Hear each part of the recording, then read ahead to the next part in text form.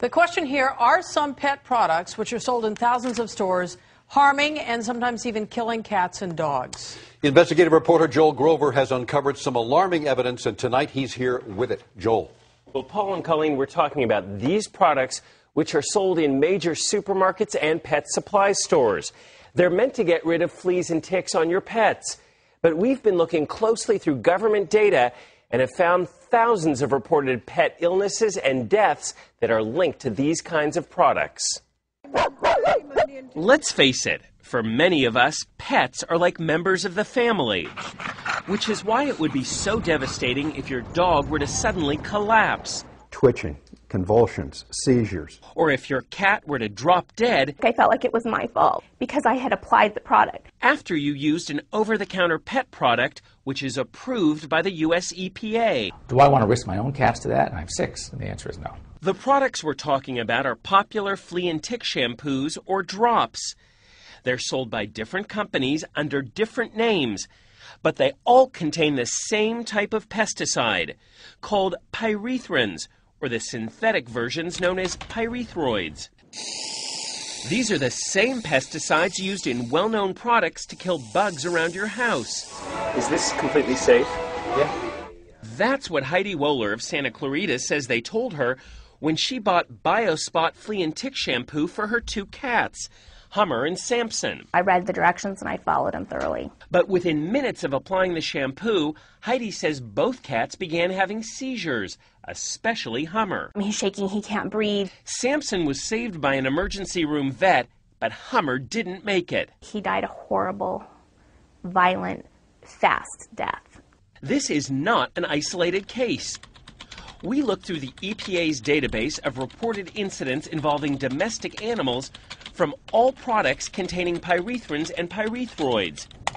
We found numerous cases of animals whose skin was burned, animals who had seizures and vomiting, tens of thousands of reported incidents, including thousands of deaths.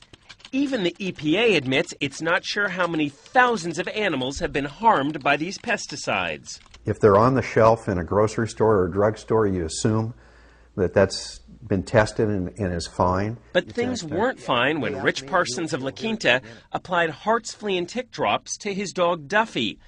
They contain a pyrethroid called phenothryn. The following day, Duffy was having seizures, and 2 days later he died at this animal hospital. This was not a pleasant death. This was really a devastating loss for us because he just meant the world to us.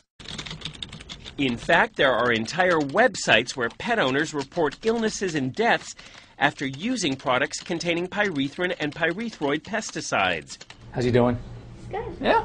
Well-known veterinarians like Dr. Jeff Werber of LA say a certain percentage of pets have adverse reactions to these products. We do know that some of these products can be toxic. We don't necessarily know to what degree. That's why so many vets and groups like the Humane Society are speaking out against these products. There are absolutely safer alternatives generally across the board. But these companies all insist their products are safe. It's unconscionable. It's unacceptable. When Rich Parsons' dog Duffy died, his vet wrote that it was a reaction to the insecticide in the Hart's drops that contributed to the dog's death. But Hart's brought in its own experts to review the case, and they denied any responsibility, blaming Duffy's death on underlying health problems. He's a perfectly healthy cat. And when Heidi Wohler's cat Hummer died, her vet wrote that based on the cat's symptoms, the pyrethrin in the BioSpot shampoo contributed to Hummer's death. BioSpot paid for an autopsy, which we asked Dr. Werber to interpret. Is it possible the shampoo contributed to this cat's death? I think it's highly likely there was a contributory factor to this product and this cat's demise. It needs to be taken off the market. Still, BioSpot's parent company told Heidi in a letter, "We don't believe Hummer's death was a result of using our product." But they never did explain why the cat died. Pets are part of our family, and he trusted me.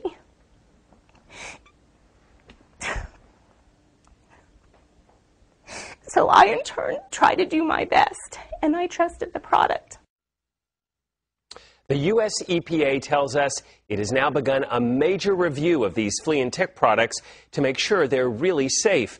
The EPA could end up taking action, such as requiring new labeling or even pulling certain products from the market. As for the companies in our story, they all claim their products are safe when used as directed. Hartz also told us its flea and tick products have the lowest number of reported adverse events compared to other brands. And Sargent says it is constantly looking for ways to improve the safety of our products. You can read the full statements from these companies on our website, nbcla.com.